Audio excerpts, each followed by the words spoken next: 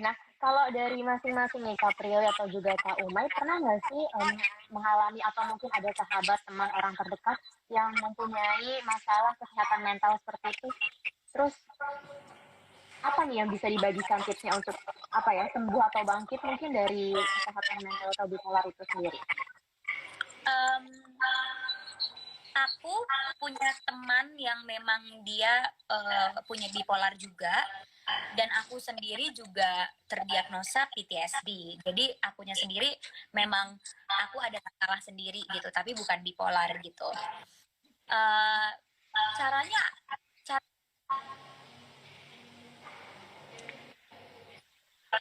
jadi jangan pernah kayak menganggap orang yang bipolar itu orang yang aneh. Jangan pernah menganggap orang bipolar itu adalah orang yang oh gila apa segala macam gitu. Karena punya bipolar disorder itu bukan pilihan mereka dan bukan salah mereka kalau mereka punya perubahan emosi yang ekstrim gitu. Mereka juga nggak mau kayak gitu. Nah, jadi perlakukan mereka senormal-normal mungkin, dan kalau memang mereka lagi di sisi yang depression, kita bisa support mereka dengan kata afirmasi yang positif. Kalau mereka lagi manic, kita bisa ya bisa berbagi energi juga sama mereka, bisa kita tampung kesenangan mereka, keputusan impulsif mereka. Yang pasti jangan pernah kecilin gitu, jangan pernah dikecilkan dan jangan pernah diremehkan juga gitu. Di saat depresi kita suka banget kan orang yang ngomong gini doang kok depresi, apaan sih lo? Ya bukan kita yang mau untuk ngerasain kayak gitu. Karena ya kita nggak punya, kita perubahan emosi kita itu apapun itu isunya ya, mau bipolar, borderline, PTSD, kita nggak pengen bereaksi kayak gitu. Tapi jangan juga menyalahkan perasaan kita di saat kita merasakan itu, karena itu yang beneran kita rasakan gitu. Nah, aku juga konsul kan sama psikologku. Aku itu cenderung menyalahkan perasaan yang aku rasakan, karena aku ngerasa apa yang aku rasakan beda sama orang normal lainnya gitu. Kayak misalnya, kok aku sedihnya sampai gini banget, kok aku marahnya sampai gini banget, aku lebay kayaknya ya. Aku suka menyalahkan diri aku seperti itu. Terus psikologku ngomong, jangan pernah menyalahkan apa yang kamu rasakan, karena yang kamu rasakan saat ini itu adalah valid, itu adalah yang kamu rasakan gitu. Nah, jadi sebagai support system, mungkin kamu atau yang lagi nonton live ini juga punya teman yang punya mental illness gitu, jangan pernah salahin apa yang mereka rasain gitu, karena yang mereka rasakan itu valid gitu. Dan kasihlah support dengan memberikan word of affirmation yang baik untuk mereka, dukung mereka juga untuk bisa berkarya, untuk bisa menjadi diri mereka sendiri, kayak gitu sih. Dimengerti sih, kita pengen dimengerti gitu, pengen didengar. Kadang mungkin kalau dimengerti nggak bisa, at least didengar gitu.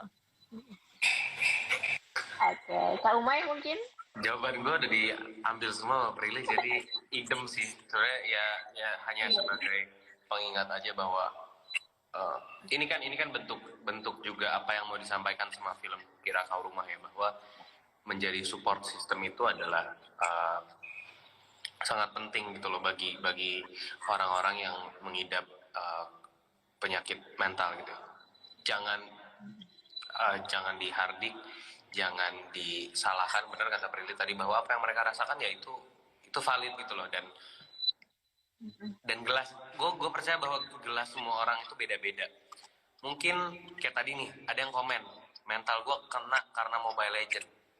Lu jangan ngelihat itu lebay, karena mungkin emang dia beneran sedih akan hal itu. Yang bisa kita lakukan kan dalam support dia, ngasih tahu bahwa ya udah, mungkin itu cuma game aja, mungkin lu bisa coba lagi ya. Maksudnya coba selalu untuk menjadi orang yang selalu bisa mensupport teman kita. Ini mungkin kata-kata gue ini nggak berlaku hanya untuk orang yang mengidap kelainan mental atau gimana segala macam, tapi untuk siapapun jadilah support system buat teman kita apapun yang dialami sama mereka gitu sih. Ya, apalagi kalau sampai teman-teman kita punya pikiran untuk menyakiti dirinya sendiri, seperti misalnya mau bunuh diri atau mau cutting atau apa gitu. Mungkin orang lihatnya lebay banget sih, baru dikasih masalah kayak gitu udah langsung mau bunuh diri, nggak tahu apa nanti disiksa di neraka dan segala macam. Banyak banget kan pasti kayak gitu. please don't say that, karena apa ya, untuk orang yang punya pemikiran menyakiti dirinya sendiri atau bahkan untuk mengakhiri hidupnya, punya pemikiran itu tuh ada prosesnya. Nggak tiba-tiba dia pengen bunuh diri secara langsung, enggak. Itu udah ada layer by layer yang udah mereka rasain, mereka udah ngelewatin banyak banget hal gitu sampai mereka bisa ngerasain itu. Jangan disalahin perasaannya. Dan justru kita harus bisa menenangkan dia bahwa hidup nggak akan nyampe di sini aja, pasti ada hal baik ke depannya dan segala macam gitu. Jangan tiba-tiba kita malah menyalahkan apa yang mereka rasain dan ngata-ngatain mereka lebay gitu. Makanya waktu itu Umay juga pernah share di Twitter nomor hotline untuk kalau orang mau bunuh diri bisa telepon ke nomor tersebut dan bisa diajak ngobrol gitu. Dan itu di beberapa negara juga udah kayak gitu, apalagi negara yang tingkat bunuh dirinya tinggi gitu, kayak di Jepang dan segala macam. Jadi jangan pernah meremehkan apa yang orang rasain gitu, karena kita nggak tahu apa yang orang itu alami di hidupnya gitu. Walaupun misalnya kayak waktu dulu ada kasus misalnya bunuh diri karena skripsinya direvisi terus, waktu itu kan ada kasus itu, kita nggak tahu, mungkin dia mengidap mental illness apa sehingga mengerjakan skripsi terasa begitu berat, atau mungkin dia melewati apa sampai akhirnya dia mengakhiri hidupnya.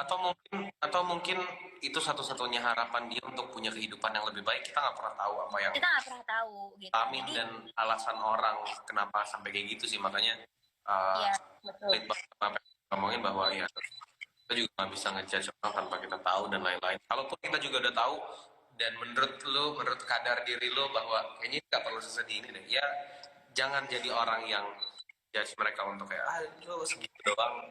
Karena betul, karena tingkat kekuatan orang tuh beda-beda gitu. Misalnya aku dapat masalah A, aku kuat, tapi belum tentu kalau teman aku dapat masalah yang sama dia kuat juga gitu, karena tingkat kekuatan orang tuh beda-beda kayak gitu sih. Jadi jangan pernah menyalahkan perasaan orang, jangan pernah mengentengkan perasaan orang lain dan hidup orang lain gitu.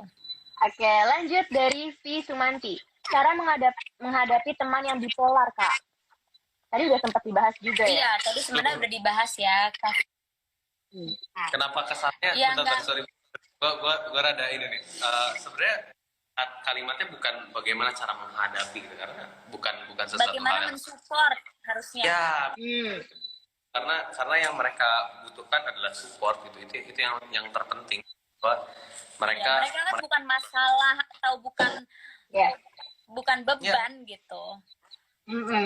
Ya, jadi yang paling sama kayak kalau kita sakit flu, ya kan butuh obat untuk nyembuhin penyakitnya, dan butuh dukungan orang-orang agar dia gitu loh, agar dia terus mau minum obatnya, agar dia mau menghindari makan atau minum es dan lain-lain gitu. Jadi sama kayak penyakit lain, bahwa penyakit kejiwaan pun juga butuh support untuk dia ngobrol sama psikolog atau sama untuk dia minum obatnya dan lain-lain gitu.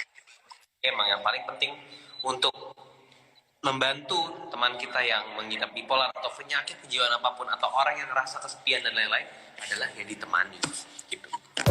Terima kasih sudah menonton video ini. Jangan lupa subscribe dan aktifkan lonceng notifikasi supaya kamu nggak ketinggalan video terbaru dari Grit.